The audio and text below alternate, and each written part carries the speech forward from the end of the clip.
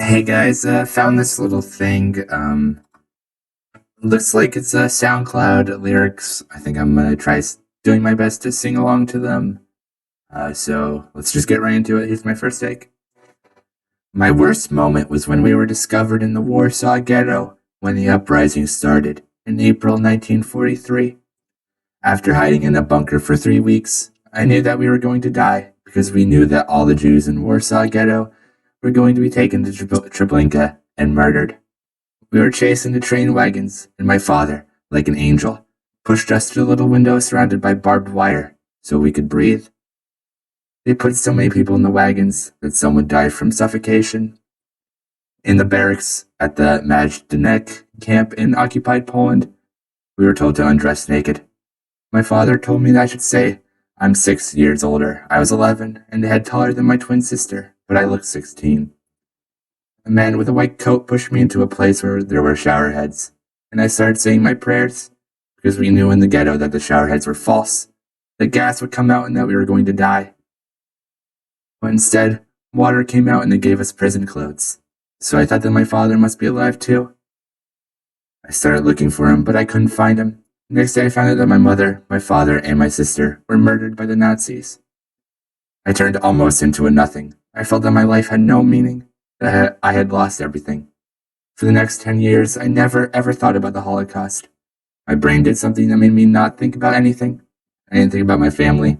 I lived in the moment. All right. Pretty good first take, I think.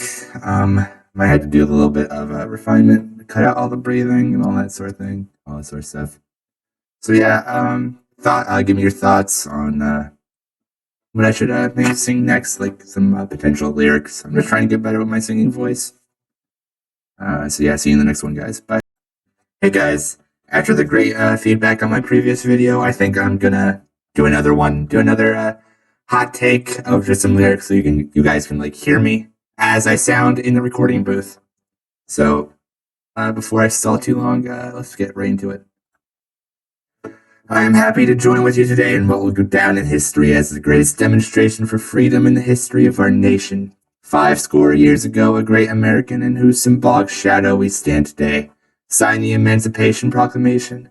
This momentous decree came as a great beacon light of hope to millions of I don't know if I can say that word, slaves who had been seared in the flames of withering injustice. It came as a joyous daybreak to end the long night of their captivity. But 100 years later, I don't know if I can say that word, still is not free. 100 years later, the life of I don't know if I can say that word, is still sadly crippled by the manacles of segregation and the chains of discrimination. 100 years later, I don't know if I can say that word, lives on a lonely island of poverty in the midst of a vast ocean of material prosperity. 100 years later, I don't know if I can say that word, is still languished in the corners of American society and finds himself in exile in his own land. And so we've come here today to dramatize a shameful condition. In a sense, we've come to our nation's capital to cash a check. When the architects of our republic wrote the magnificent words of the Constitution and the Declaration of Independence, they were signing a promissory note to which every American was the full heir. This note was a promise that all men, yes, black men as well as white men, would be guaranteed the unalienable rights of life, liberty, and the pursuit of happiness.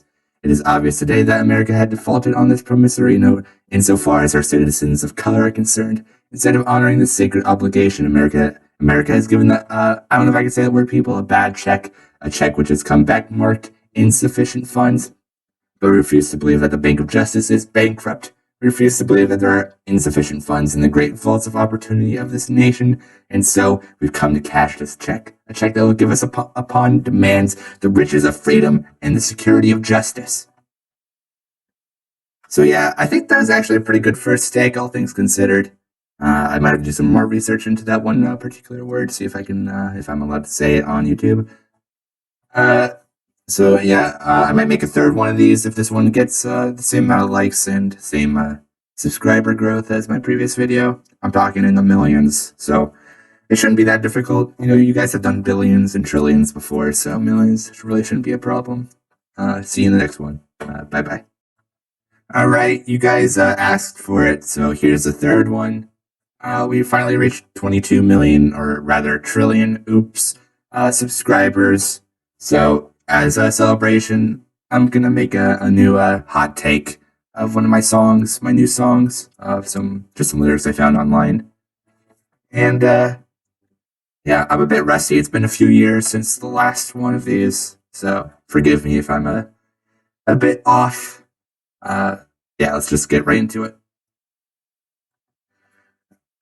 Good evening. Today, our fellow citizens, our way of life, our very freedom came under attack in a series of deliberate and deadly terrorist acts. The victims were in airplanes or in their offices, secretaries, businessmen and women, military and federal workers, moms and dads, friends and neighbors. Thousands of lives were suddenly ended by evil, despicable acts of terror. The pictures of airplanes flying into buildings, fires burning, huge sculptures collapsing have filled us with disbelief, terrible sadness, and a quiet, unyielding anger. These acts of mass murder were intended to frighten our nation into chaos and retreat, but they have failed. Our country is strong. A great people has been moved to defend a great nation. Terrorist attacks can shake the foundations of our biggest buildings, but they cannot touch the foundation of America. These acts shattered steel, but they cannot dent the steel of American resolve. America was targeted for attack because we're the brightest beacon for freedom and opportunity in the world, and no one will keep that light from shining.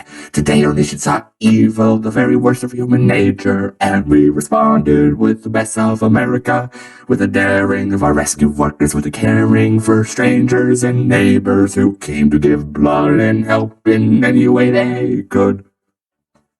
So yeah, I feel like that one was pretty good, I think. Not to flatter myself too much, but I'm feeling pretty confident about that one. It's probably gonna be the last one I make of these. There's a lot of effort to create, so who knows? But yeah, well, regardless, see you in the next video. Bye bye. Hey guys, it's been, I don't know, 5 years since the last singing video.